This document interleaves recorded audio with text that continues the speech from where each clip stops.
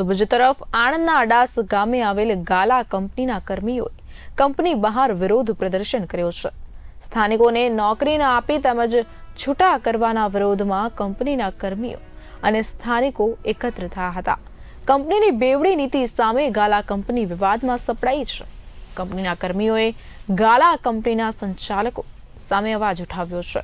તો ભારે વરસાદમાં પણ મોટી સંખ્યામાં કર્મીઓએ કંપની બહાર દેખાવો કર્યો હતો।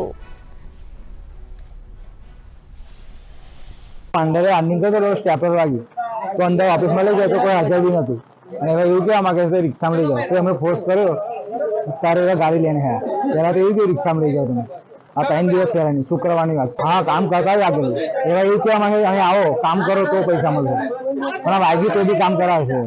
અત્યારે એવી ઘટના બની છે કે મારા ગામમાંથી 3 દિવસ પહેલા એક છોકરાને અહીંયા ગાલા કંપનીમાં હાથ તૂટી ગયો છે।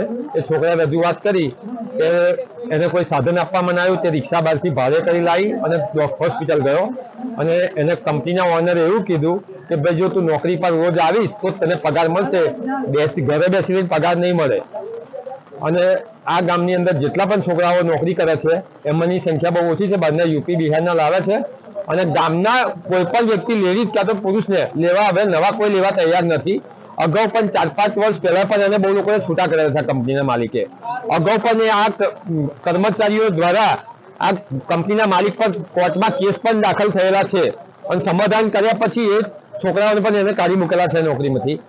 અને આ ભાઈએ અડાસ ગામમાંથી 8 દિન સુધી કંપની બની છે પણ 1 રૂપિયાનો ટેક્સ ભર્યો નથી।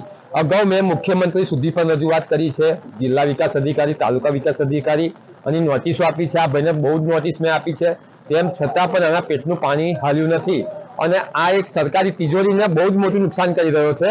આવડી મોટી કંપની બની છે પણ 1 રૂપિયો ટેક્સ અડાસ પંચાયતમાં એ ભાઈએ ભર્યો નથી।